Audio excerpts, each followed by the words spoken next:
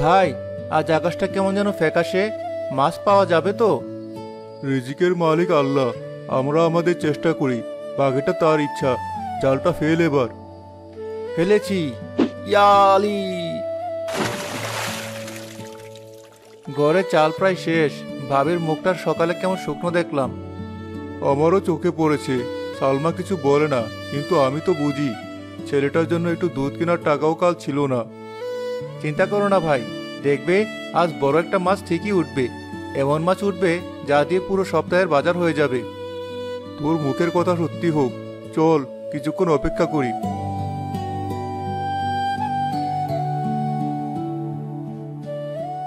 ভাই, জালটা টানো, মনে হচ্ছে কিছু একটা লেগেছে। টান দে, একাই পারবি নাকি আমি ধরবো? না না, আমিই পারবো। কিন্তু ভাই, জলটা যে আজ বড্ড ভারী লাগছে। এত ভারী তো আগে কখনো লাগেনি। আস্তে টান, দেখিস তাড়াহুড়ো করে আবার হাত ফসকে না যায়। নির্ঘাত বিশাল একটা বোয়াল অথবা আইর মাছ পড়েছে। আরে না ভাই, এ তো মাছের ভার না, মনে হচ্ছে যেন পাথর আটকে গেছে। উফ, আমার সব শক্তি দিয়ে টানছি। দাঁড়া, আমিও হাত লাগাই, দুজনে মিলে টানি। 1 2 3 টান। আসছে ভাই, উঠে আসছে, কিন্তু মাছ তো দেখছি না। এটা কি? সর্বনাশ, এত বড় কাঠের বাক্স! জালের ভেতর এটা এলো কি করে? বাক্স? ধুর, আমি ভাবলাম আজ আমাদের কপাল খুলে গেল। এখন এই বাক্স তোলার জন্য সব শক্তি শেষ। এর ভেতরে কি আছে কে জানে, হয়তো পুরনো ভাঙা কিছু। নৌকায় তোল আগে, তারপর দেখা যাবে। সাবধানে তোল, একদম নৌকার মাঝে রাখ। তারা অনেক কষ্টে বাক্সটা নৌকায় তোলে। বাক্সটা পুরনো, শ্যাওলা ধরা। কি ভারী রে বাবা, এর ভিতর কি এমন আছে? ভাঙবো এটা? ভাঙার আগে দেখ খোলার কোনো জায়গা আছে কিনা, হয়তো কোনো তালা আছে। একটা পুরনো লোহার খিল আছে ভাই, কিন্তু জং ধরে গেছে। এটা হাত দিয়ে খোলা যাবে না। বইটা দিয়ে বাড়ি মারি। দে, আস্তে করে মার, বাক্সটা যেন একদম ভেঙে না যায়।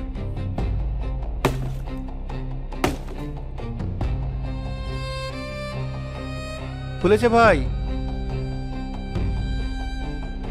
ওই সৃষ্টিকর্তা, এ আমি কি দেখছি?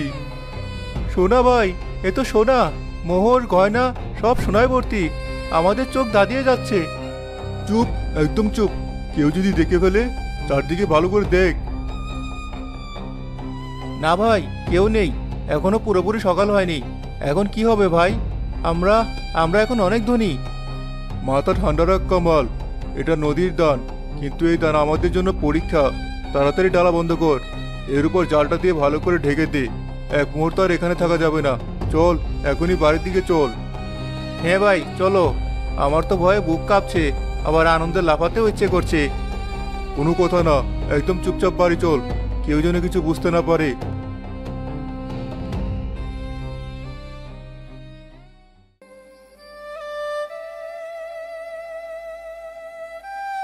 এইসব আপনারা কোথায় পেলেন? নদীতে মাছের বদলে জালে এই বাক্সটা উঠেছে। আমার তো বিশ্বাসই হচ্ছে না, এত সোনা! আমরা তো জীবনে এক টুকরো সোনা চোখেও দেখিনি। ভাবি, আমরা এখন অনেক বড় লোক, আমাদের আর কোনো অভাব থাকবে না। শহরে বড় বাড়ি বানাবো, ছেলে মেয়েদের সবচেয়ে ভালো স্কুলে পড়াবো। থাম কামাল, এত উত্তেজিত হোস না। আগে চিন্তা করতে হবে, এই সোনা দিয়ে আমরা কি করব।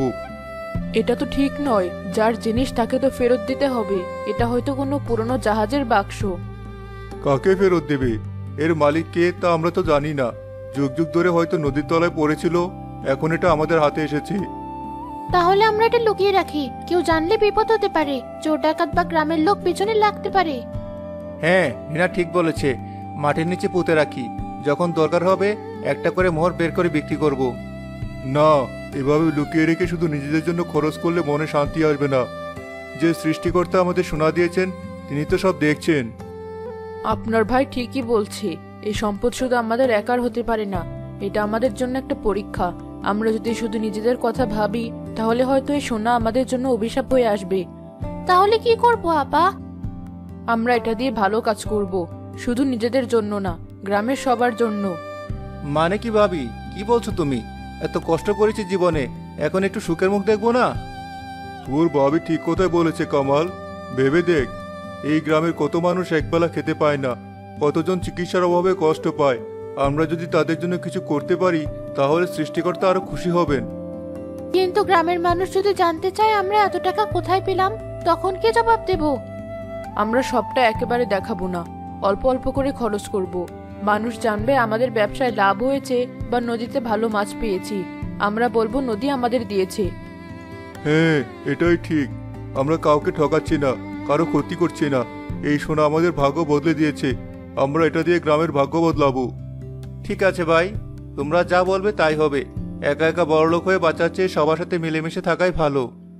তাহলে এখন প্রথম কাজ কি? বাক্সটা সাবধানে আমাদের ঘরের মেঝের নিচে লুকিয়ে রাখো, কেউ যেন গুণক্ষরেও টের না পায়।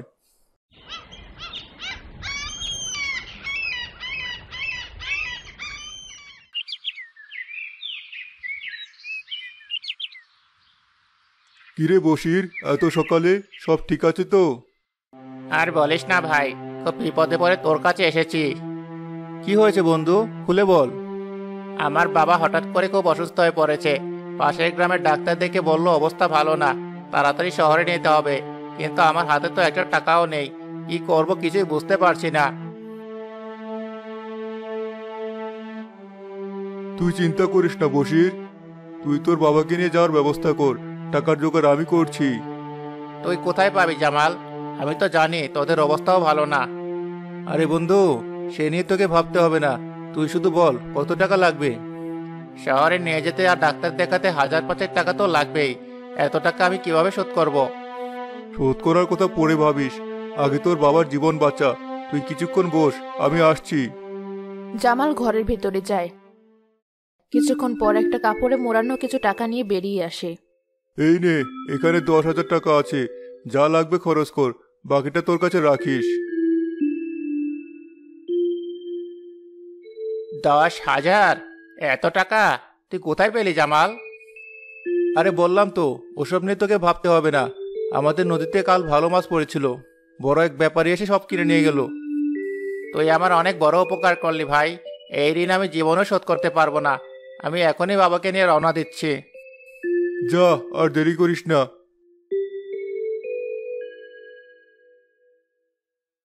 ভালো লাগছে ভাই, কাউকে সাহায্য করতে পারার মধ্যে যে এত আনন্দ তা আগে কখনো বুঝিনি। এটা তো শুরু কামাল, দেখবি পুরো গ্রামের মানুষের মুখে আমরা হাসি ফোটাবো।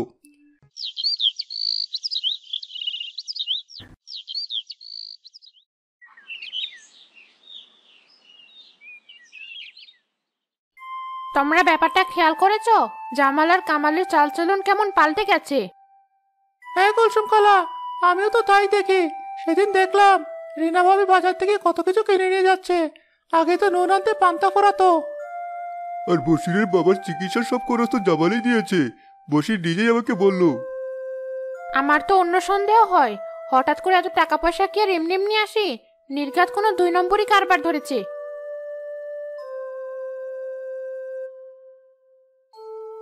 কে নিয়ে এত কানাঘোষা হচ্ছে? আর বলবেন না মতিন ভাই, জামাল আর কামালকে নিয়ে কথা বলছি। ওরা নাকি রাতারাতি বড়লোক হয়ে গেছে। আমি তো কোনো খারাপ কিছু দেখছি না। ওরা তো টাকা দিয়ে কোনো খারাপ কাজ করছে না, বশিরের বাবাকে বাঁচিয়েছে, গ্রামের অনেক অভাবী মানুষকে চাল ডাল কিনে দিচ্ছে। ভালো কাজ করলে সন্দেহ করার কি আছে? কিন্তু টাকাটা এলো কোথা থেকে, এটাই তো প্রশ্ন। নদীতে মাছ ধরে কেউ এত বড়লোক হতে পারে না। হয়তো তাদের ব্যবসায় উন্নতি হয়েছে। সৃষ্টিকর্তা যাকে দেন তাকে সর্বদিক থেকে দেন। আমরা ভালোটা দেখি, যদি তারা কোনো অন্যায় করে সেটা একসময় প্রকাশ পাবেই, কিন্তু তার আগে কাউকে নিয়ে খারাপ কথা বলা ঠিক না। রিনা আর সালমা সেই দোকানের সামনে দিয়ে যাচ্ছিল। কুলসুম তাদের দেখতে পেয়ে ডাক দেয়। বোমা, শুনে যাও। কিছু বলবেন খালা? তোমাদের কপাল তো একদম খুলে গেছে শুনেছি। তা জামাইরা এমন কি আলাদিনের চেরাগ পেল যে চারদিকে টাকা উড়িয়ে বেড়াচ্ছে? উড়িয়ে বেড়াচ্ছে মানে? আমরা কি কোনো খারাপ কাজে টাকা দিচ্ছি? মানুষের উপকার করা যদি টাকা উড়ানো হয় তাহলে তাই। খালা, আপনি মুরব্বী মানুষ, আপনাকে কি বলবো, সবই সৃষ্টিকর্তার রহমত। আমাদের নদীতে ভালো মাছ পড়েছে, তাই ব্যবসায় একটু লাভ হয়েছে। ও তাই বলো? তা ভাবছিলাম কি আমার মেয়েটার বিয়ে, যদি কিছু সাহায্য করতে। অবশ্যই করব খালা, আপনার যখন দরকার হবে আমাদের বাড়িতে যাবেন, আমাদের সাধ্যমতো আমরা চেষ্টা করব।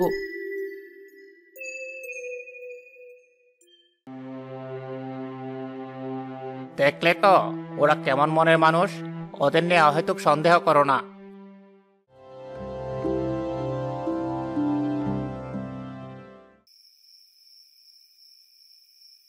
গ্রামের মানুষের অবস্থা বড্ড খারাপ।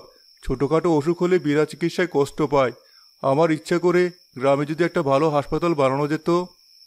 হাসপাতাল? সে তো অনেক টাকার ব্যাপার ভাই। তাছাড়া ডাক্তারই বা কোথায় পাবো? কেন পাওয়া যাবে না? শহরে অনেক ভালো ডাক্তার আছেন যারা গ্রামে এসে মানুষের সেবা করতে চান কিন্তু সুযোগ পান না। আমরা যদি একটা হাসপাতাল বানাতে পারি তাহলে ডাক্তারও পেয়ে যাব।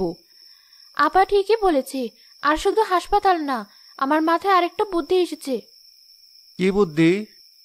গ্রামে নিত্য প্রয়োজনীয় জিনিসের একটা দোকান দিলে কেমন হয়? আমরা কম লাভে জিনিস বিক্রি করব। তাহলে গ্রামের মানুষ আর মহাজনের কাছ থেকে চড়া দামে জিনিস কিনতে বাধ্য হবে না। দোকানটা আমি চালাবো। তোর বুদ্ধিটা তো চমৎকার রিনা। এতে গ্রামের মানুষের অনেক সুবিধা হবে। তাহলে তো দারুণ হয়। ভাই হাসপাতাল বানাবে আর আমি দোকান বানানোর কাজে রিনাকে সাহায্য করব। তাহলে আর দেরি কেন? কাল থেকে জায়গা খোঁজার কাজ শুরু করে দাও। হাসপাতালের জন্য নদীর ধারে একটু খোলামেলা জায়গা হলে ভালো হয়।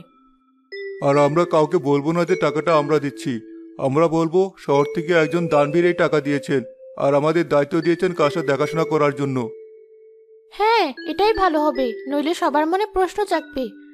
আমাদের স্বপ্নটা এখন আর শুধু আমাদের নেই, এটা এখন পুরো গ্রামের স্বপ্ন। আমরা এমনভাবে কাজ করব যেন এই সোনার নদীর দান সত্যি গ্রামের মানুষের জন্য রহমত হয়ে ওঠে।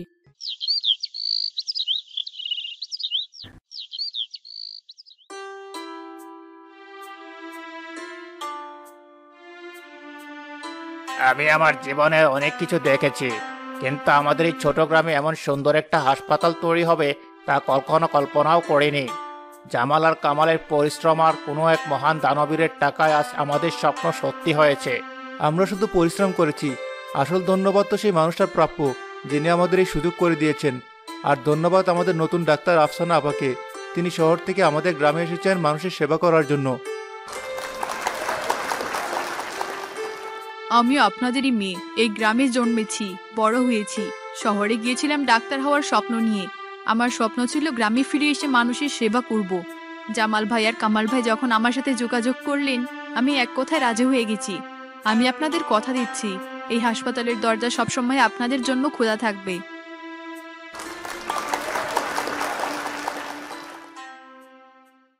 উদ্বোধনের পর কুলসুম তার ছোট নাতিকে নিয়ে হাসপাতালের ভেতরে ঢোকে। তার নাতির খুব জ্বর।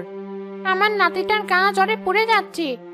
আপনি চিন্তা করবেন না খালা, আমি দেখছি। আপনি ওকে এখানে শুইয়ে দিন, আমি এক্ষুনি ঔষধ দিচ্ছি, জ্বর কমে যাবে। আফসানা দ্রুত চিকিৎসা শুরু করে। জামাল আর সালমা চেম্বারের বাইরে থেকে দৃশ্যটা দেখে। দেখলি, আমাদের পরিশ্রম সার্থক হয়েছে।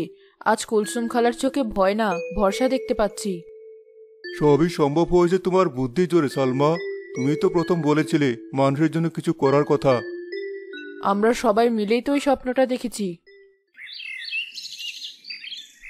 রিনা ভাবি, আমাকে 5 কেজি চাল আর 1 কেজি ডাল দেন। আপনার দোকানে দামটা বাজারের চেয়ে অনেক কম। কম তো হবেই ভাই, এটা আপনাদেরই দোকান, আমরা শুধু চালানোর দায়িত্বে আছি। সৃষ্টিকর্তা তোমাদের ভালো করুক বৌমা। তোমরা আসার পর থেকে গ্রামের চেহারাটাই পাল্টে গেছে। একা কষ্ট হচ্ছে নাকি রিনা? আরে না, মানুষের হাসি মুখ দেখলে কোনো কষ্টই আর কষ্ট মনে হয় না। দেখো সবার মুখে কি তৃপ্তি। ভাই ঠিকই বলেছিল, আসল সুখ টাকা জমিয়ে রাখাই নেই, মানুষের জন্য খরচ করাই আছে।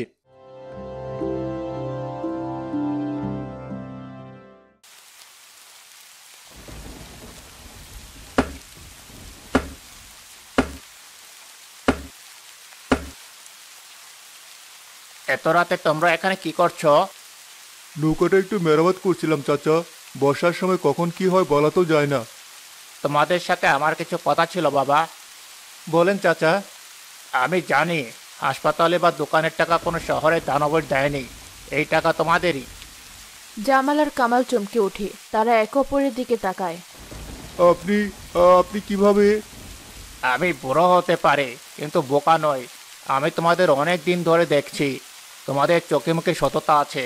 তোমরা যদি অসৎ পথে টাকা কামাতে তাহলে এভাবে মানুষের জন্য বিলিয়ে দিতে না। আমার শুধু একটাই প্রশ্ন, তোমরা ভয় পাও না? কিসের ভয় চাচা? এই যে এত কিছু করছো, গ্রামের মানুষ তোমাদের মাথায় তুলে নাচছে, কিন্তু যদি কোনোদিন এই টাকার উৎস বন্ধ হয়ে যায়, যদি তোমরা আর আগের মতো সাহায্য করতে না পারো, তখন তো এই মানুষগুলোই তোমাদের বিরুদ্ধে কথা বলবে। আমরা সেটা ভেবে দেখেছি চাচা। যেদিন আমাদের সামর্থ্য ফুরিয়ে যাবে, আমরা সেদিন সবার সামনে গিয়ে সত্যটা বলে দেব। আমরা বলবো, নদী আমাদের যতটুকু দিয়েছিল আমরা তার সবটাই গ্রামের জন্য বিলিয়ে দিয়েছি। আমাদের কোনো লোভ ছিল না। আমি এটাই শুনতে চেয়েছিলাম। তোমাদের উপর আমার ভরসা ছিল, আর সেটা রয়েই গেল। তোমরা টাকার উৎস গোপন রেখে ভালোই করেছো, নইলে মানুষের লোভ বেড়ে যেত। আমরাও তাই ভেবেছি। শোনো, এই গ্রামের মানুষ তোমাদের ভালোবাসে, টাকার জন্য নয়, তোমাদের দুজনের আর তোমাদের স্ত্রীদের মহৎ মনের জন্য। সালমা আর রিনার মতো এমন বউ পাওয়াও ভাগ্যের ব্যাপার। তারাই তো তোমাদের আসল শক্তি। আপনি ঠিক বলেছেন চাচা, ওরাই আমাদের পথ দেখিয়েছে। ভালো থেকো, আর কোনোদিন যদি কোনো বিপদে পড়ো, এই বুড়ো মানুষটাকে পাশে পাবে। গ্রামের মানুষ তোমাদের পাশে থাকবে। ভাই, আমাদের ভয়টা কেটে গেল। হ্যাঁ, কারণ আমরা একা নই, পুরো গ্রাম এখন আমাদের সাথে আছে। এই সোনা নদী আমাদের শুধু সোনা দেয়নি, মানুষের ভালোবাসা দিয়েছে। এর চেয়ে বড় সম্পদ আর কি হতে পারে?